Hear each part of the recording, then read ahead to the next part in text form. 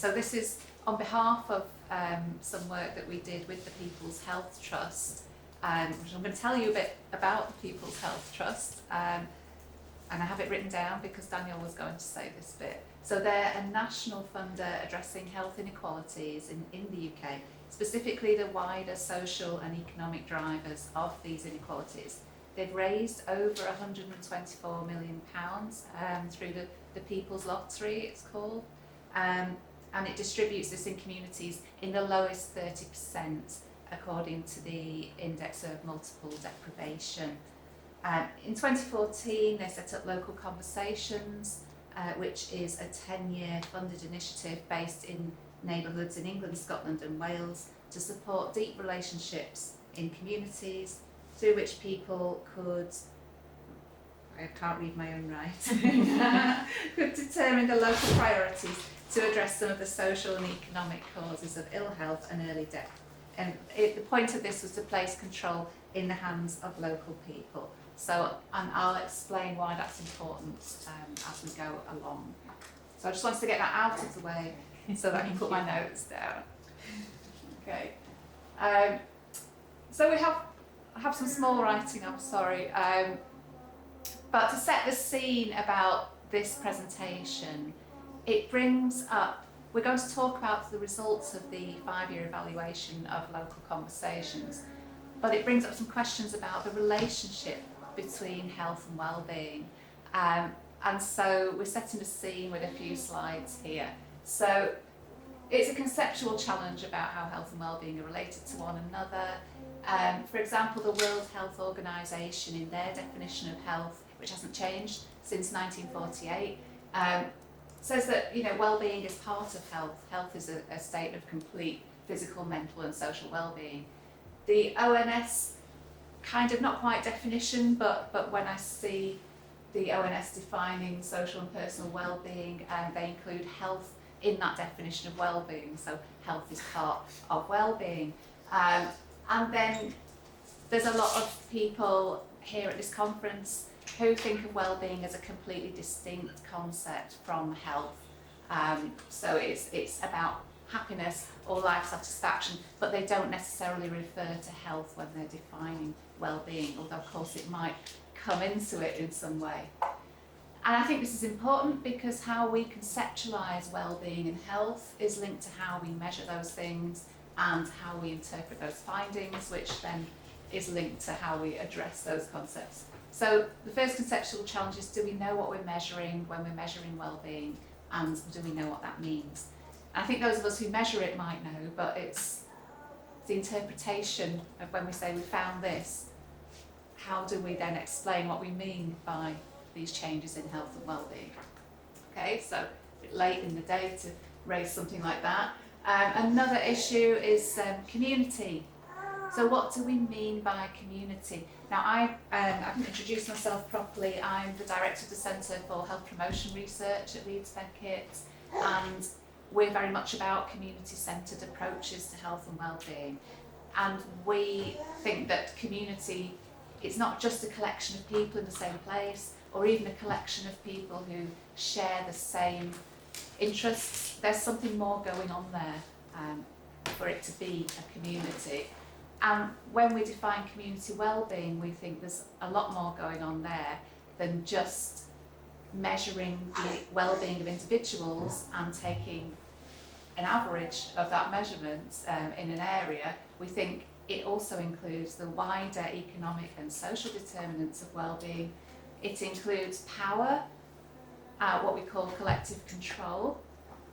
It includes relationships and some measures of that and social capital.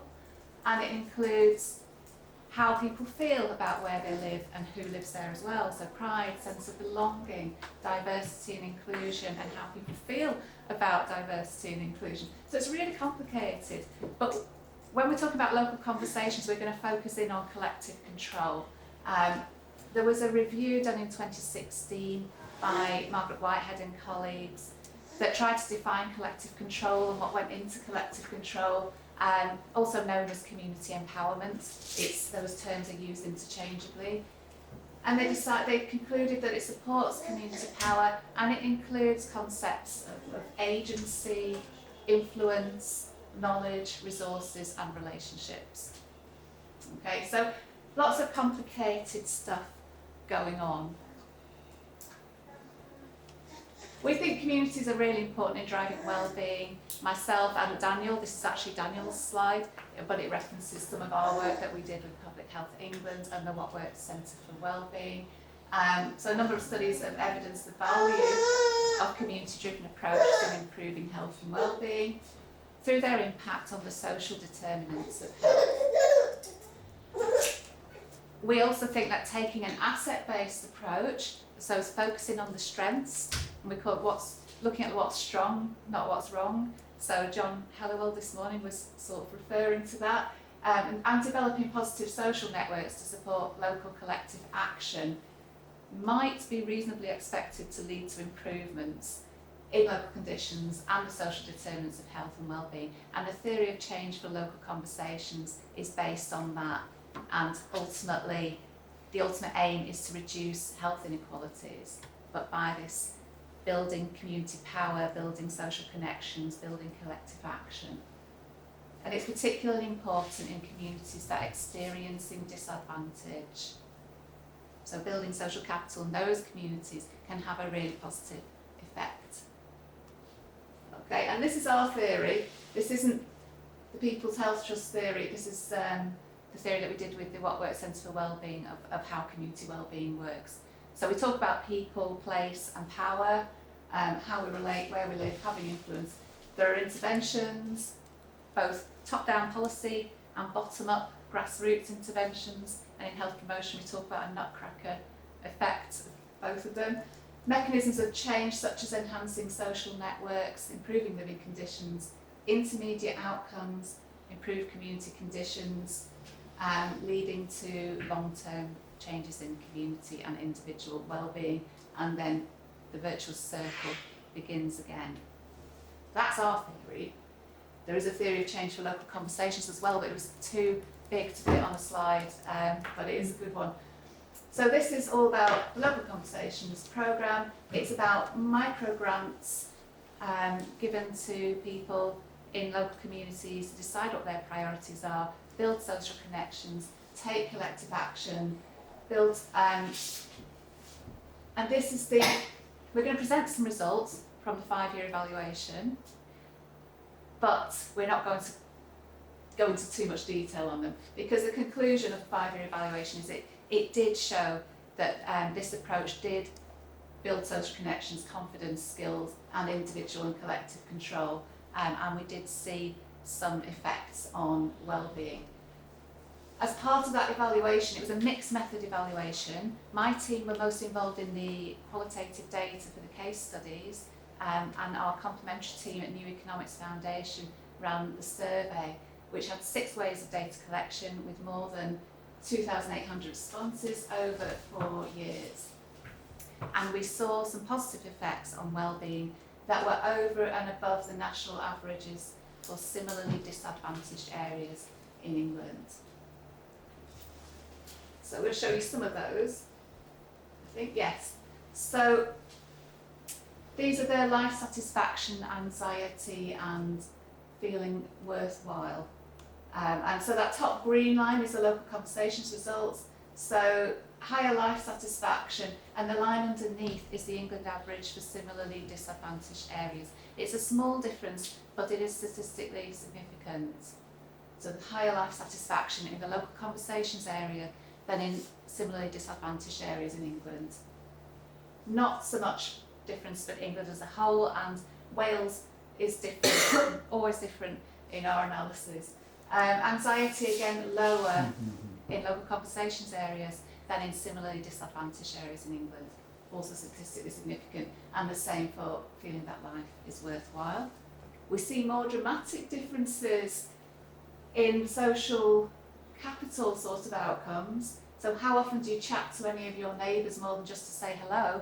That top line there is local conversations, dramatically different to the England average in similarly disadvantaged neighbourhoods and even the England average. And you'll see thank you, a big difference in how much we trust the people in our neighbourhoods and how strongly we feel we belong. So we're seeing big differences there.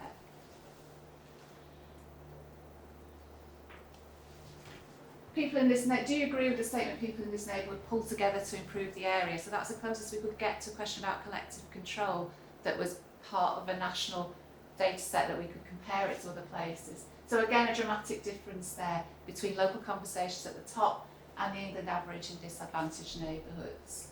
And the bottom one is about how people can really change the way the area is run. And we've got 83% definitely or tending to agree with local conversations areas, only 50% in similarly disadvantaged areas. So we can see differences there.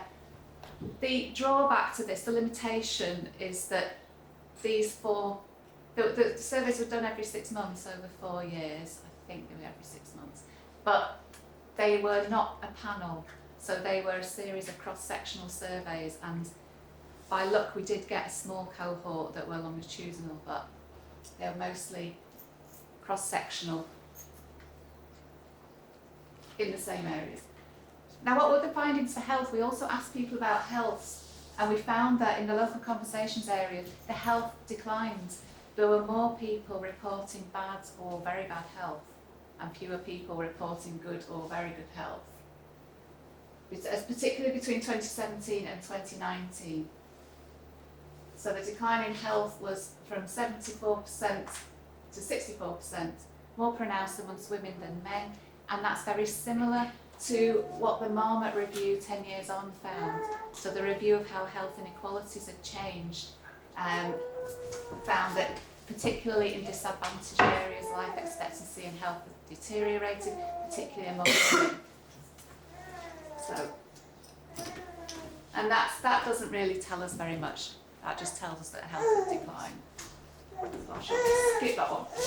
So we came up, Daniel and I and the rest of my team and the rest of his team, with 3 potential explanations for this. There's probably more, but these are the 3 we wanted to present. So one potential explanation for the health declining while the well-being's going up is just social inequality. So that Marmot review that found that health inequalities had increased and health had decreased in the poorest neighbourhoods and for women, that could be just what we're seeing here. We're just seeing a reflection of that happening. Local conversations obviously in the bottom 30% of deprived areas. We think that's probably true. Tiny writing, this could be a success of local conversations because it could show local conversations were aiming to reach the more what we used to call hard to reach populations, the people who are not reflected so much in national statistics. And we know from the qualitative data from that evaluation that they were succeeding in reaching those people. We know from the demographic data that the diversity was increasing over time. So the poorer health could reflect that they were actually reaching more people who were in poor health. Okay, there's a bit more on that slide, but I've not got much time. There's also something about stigma as well. Stigma could have been increasing, or they could have been reaching the people who were more marginalised and felt that stigma. And having that stigma of living in an area where everyone knows it's a deprived area, and we know it from the qualitative research as well, can have a really detrimental effect on both health and well-being. We would have expected to see the well-being going down as well, though, if that was the case. So we're not as wedded to that theory. There are also 3 challenges, very quickly, that we came up with. So one is that, have we got it right about the relationship between well-being and health? Do we need to think about that some more? Because it seems to us that focusing on improving well-being in neighbourhoods with high levels of disadvantage might not be enough to drive improved health outcomes. The literature supports a positive association between health and well-being, but there is a wider role for health played by the social determinants of health and by factors that increase people's individual autonomy and collective control. And that's perhaps not being reflected in the wellbeing measures that we use. Another challenge is the measurement. Okay, so we might be seeing, I think we've decided that we're seeing this increased bad health over time, possibly because we're reaching increased diversity of participants in local conversations. But do national data sets include that same diversity? Are they evolving as fast? And is it that we're seeing worse health in the local conversations areas than we're seeing in similarly disadvantaged areas in the national statistics? I'm looking at Emma, she's from the ONS. That was one thing about measurement, and the other thing about measurement was, do the wellbeing metrics perhaps need to reflect a multidimensional and holistic model of well-being that includes health, includes autonomy, includes control, and those sorts of things. And third challenge, very quickly. So in public health, we understand that wellbeing includes health, the social determinants of health, support for flourishing, salutogenesis, opportunity, all these things. So people might feel better about some aspects of their lives, which is good, especially if it includes social capital, but still not experience improved health. Community empowerment interventions, we think, are powerful mediators towards health and wellbeing improvement. But if you are unable to influence the structural determinants of your health and well-being, how meaningful, if we see an improvement in well-being metrics, how meaningful is that? What does it mean? And my worry is, if we focus on improvements in well-being metrics and report that and celebrate that, as we probably should, but are we in danger of masking the longer-term harmful effects of some socio-economic policies? And that was my final challenge.